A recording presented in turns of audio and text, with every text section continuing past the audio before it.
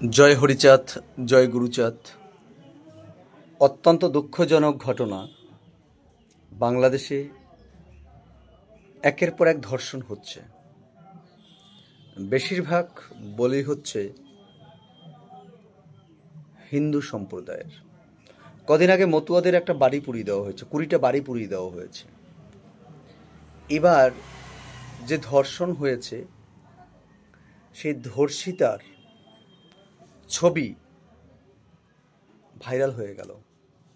তার ইজ্জত আত্মসম্মান সব নষ্ট করলেন যিনি, সেই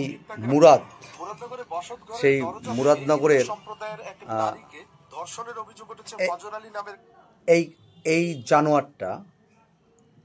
এই জানোয়ার ধর্ষণ করেছেন।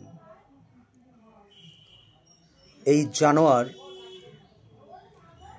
জানোয়ারের ছবিটাকে ভাইরাল করবে। এই জানোয়ার ধর্ষণ করেছে, এটা নিয়ে থানায় একটা কেসও হয়েছে। আপনারা সবাই দেখেছেন।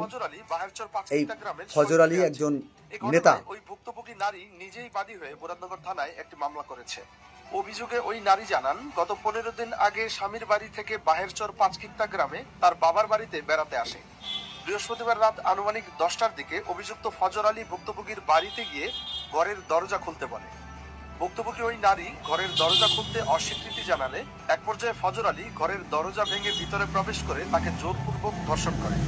ভুক্তভোগীর চাচা নকুল বর্মন জানান, এই ঘটনার পর থেকে আমরা খুবই নিরাপত্তাহীনতায় ভুগছি। আমার বাতি সাজা জোরমূলক অত্যাচার হয়েছে। আমার বাড়িতে নিয়ে অত্যাচার আবার না হওয়া, এটার বিচার চাই, নিরাপত্তা চাই। স্থানীয় বাসিন্দা সজীব বলেন, গতকাল রাতে হিন্দু বাড়িতে একটা অনুষ্ঠান ছিল, আমরা সেই অনুষ্ঠানে গিয়েছিলাম। বিষয়টা হচ্ছে এই জানোয়ার ধর্ষণ করেছেন, এর একজন সর্বজন বিদিত। কিন্তু এই ধর্ষকের ছবিসহ মিছিল হোক, এই ধর্ষকের ফাঁসি চেয়ে প্রতিবাদ হোক, এই ধর্ষকের একে পিটিয়ে মেরে ফেলার প্রতিবাদ হোক, এই ধর্ষককে জনসমক্ষে ইসলামীয় যে বিধান রয়েছে যে পাথর ছুঁড়ে ছুঁড়ে মেরে ফেলা হোক। আমি ইসলাম ভাইদের কাছে অনুরোধ করব, আপনারা এই ধর্ষককে পাথর ছুঁড়ে মারতে পারবেন তো? আজকে এই ধর্ষকের ছবিটা ভাইরাল হবে, এই কুৎসিত ধর্ষকের সমস্ত কিছু ছড়িয়ে দেওয়া হোক। সেক্ষেত্রে একটা মায়ের ছবি এভাবে আপনারা পোস্ট না করে ওই জায়গাগুলোকে ঢেকে দিয়ে আপনারা করেন।